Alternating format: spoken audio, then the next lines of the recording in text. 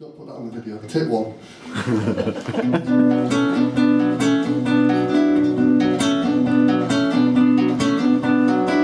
He was small and baggy trousered, he was nondescript and shy, but in his breast there burned a sacred flame. Women melted and surrendered when they looked into his eyes. And little Billy Kershaw was the name, by the way. He worked as a country ploughman, so they say. Lothario and Casanova, mighty Don Juan, those legendary goats of days of yore. Billy was better with his eyes closed on one leg and with no hands, a trick which he could actually perform, by the way. Spectacular but dodgy, so they say. He never did it for the profit of it, never the applause, just for the silvery laughter that it caused.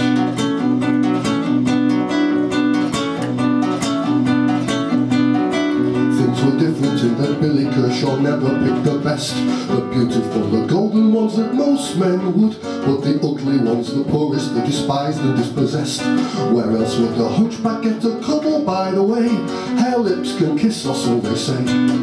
So the shop girl with the whiskers and the limping shepherdess, the squinting barmaid, her with the pocky skin, even the horse-like countess with the teeth and meagre breasts, which in fact had often harboured Billy's chin, by the way. Haughty but snug, so they say. But it was never for the profit of it, never the applause, just for the common comfort that it caused.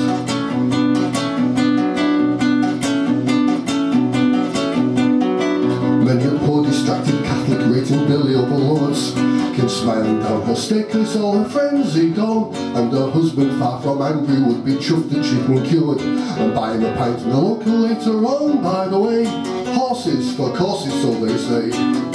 He responded to the Colonel's widow's desperate appeal, in the Colonel's house upon the Colonel's tiger skin, and in the potter's shop the potter's wife upon the potter's wheel, which was steadily continuing to spin, by the way. A right to divorce, so they say.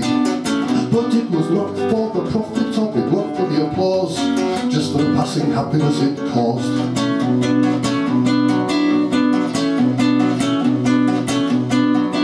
Soon the news of Billy Kershaw and his life-enhancing powers became across the county widely known, and by his cottage gate the coach was waiting patiently for hours. The drivers made a bundle going home, by the way. The caps were full of silver, so they say.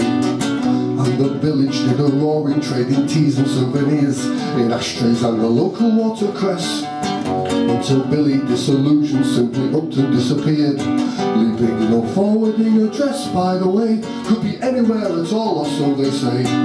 But it was never for the profit of it, never the applause, just for the consolation that it caused.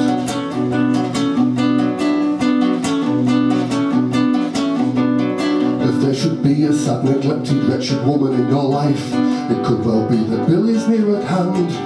Maybe your auntie or your daughter or your mother or your wife.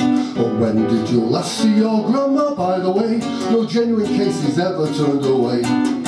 He's no charlatan, no mounted-back, no snob. Whoever you are, he'll treat you just the same. He is small and baggy trousered and he does a tidy job. And little Billy Kershaw is his name, by the way. He worked as a country ploughman, so they say. But it was never for the profit of it, never the applause, just for the common comfort that it caused.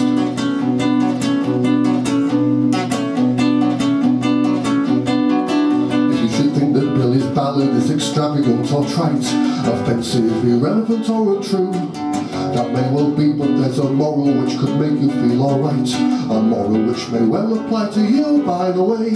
It takes one to know one, so they say.